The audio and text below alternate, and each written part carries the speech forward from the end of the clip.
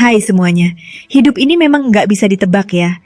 Kadang rasanya semua lancar, uang masuk terus, kerjaan aman, dan masa depan kelihatan cerah. Tapi tiba-tiba, situasi bisa berbalik 180 derajat. Tagihan numpuk, gaji seret, bisnis sepi, atau malah kehilangan pekerjaan. Seolah-olah ada pola yang nggak kelihatan. Kayak ada siklus yang bikin keuangan kita naik turun secara teratur. Nah, pernah dengar tentang siklus 7 tahun finansial? Teori ini bilang kalau setiap 7 tahun, kondisi finansial seseorang bakal mengalami perubahan besar. Bisa naik pesat, bisa juga terjun bebas. Katanya, ini berlaku bukan cuma buat individu, tapi juga bisnis dan bahkan ekonomi dunia.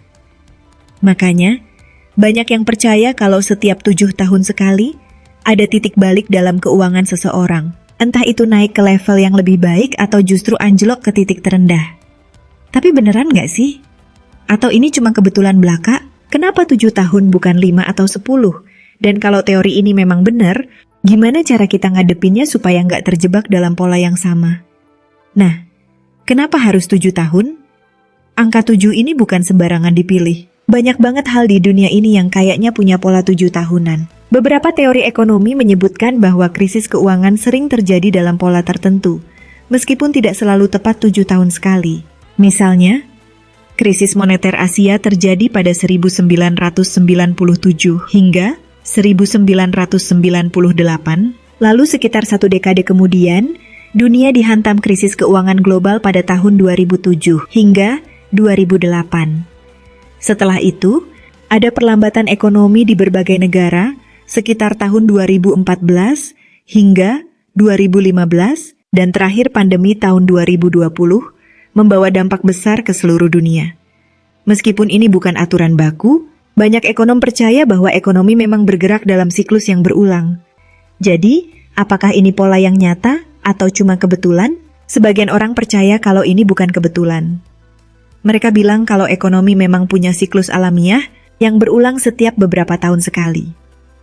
Tapi di sisi lain, bisa juga ini cuma ilusi. Manusia memang suka mencari pola dalam segala hal. Otak kita terbiasa melihat sesuatu yang berulang dan menghubungkannya sebagai siklus. Padahal bisa aja itu cuma rentetan kejadian yang nggak ada hubungannya satu sama lain. Tapi kalau kita bicara dari sudut pandang pribadi, ada hal menarik yang bisa diperhatiin. Coba bayangin hidup kamu 7 tahun yang lalu. Apa yang berubah? Misalnya, seseorang yang sekarang berusia 30 tahun. 7 tahun lalu, mungkin dia masih usia 23, baru mulai kerja, gajinya masih pas-pasan, dan belum terlalu mikirin masa depan. 7 tahun kemudian, di usia 30, hidupnya udah jauh lebih kompleks. Mungkin udah nikah, punya anak, mulai pusing mikirin cicilan rumah, atau malah baru sadar kalau selama ini gajinya habis begitu aja tanpa ada tabungan yang jelas. 7 tahun ke depan, di usia 37, bisa aja hidupnya berubah lagi. Bisa makin sukses dan mapan, atau justru masuk ke masa sulit karena kesalahan finansial yang dibuat di masa lalu. Siklus ini terus berulang. Jadi sebenarnya, mungkin yang bikin siklus ini terasa nyata, bukan karena ada hukum alam yang mengatur, tapi karena dalam 7 tahun, hidup seseorang emang wajar berubah drastis.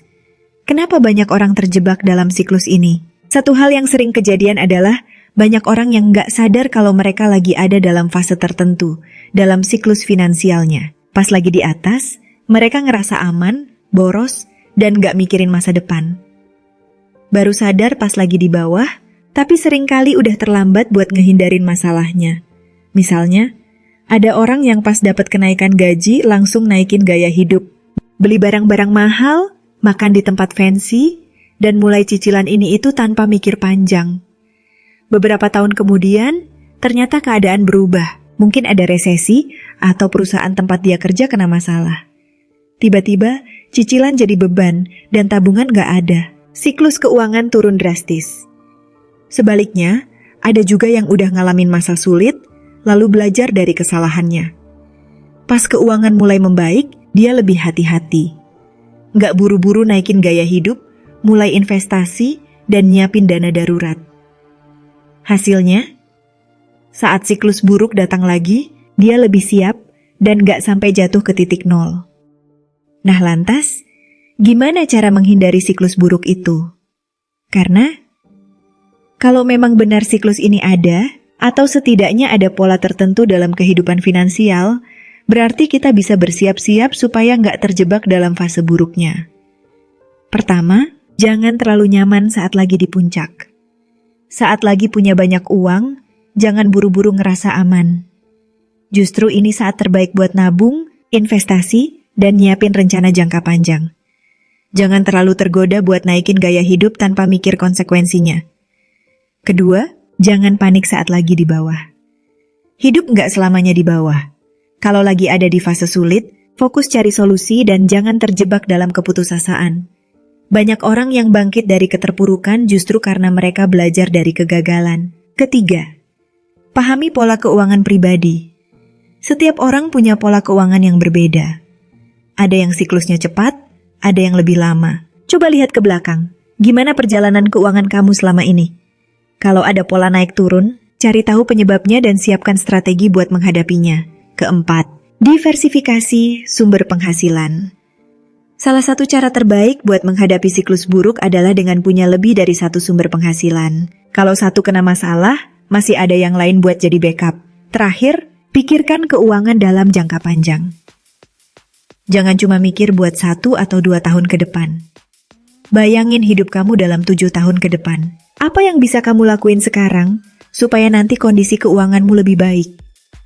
Jadi, apakah siklus 7 tahun finansial ini benar-benar nyata atau cuma ilusi? Jawabannya tergantung dari cara kita melihatnya. Bisa jadi ini cuma kebetulan, atau memang ada pola alami dalam kehidupan yang bikin banyak orang mengalami perubahan besar dalam rentang 7 tahun. Tapi satu hal yang pasti, naik turunnya kondisi keuangan itu sesuatu yang wajar. Nggak ada orang yang selamanya di atas, dan nggak ada yang selamanya di bawah. Yang membedakan adalah bagaimana cara kita bersiap menghadapi setiap perubahan itu. Daripada sibuk mencari apakah teori ini benar atau enggak, lebih baik fokus pada bagaimana cara kita ngelola keuangan dengan lebih bijak.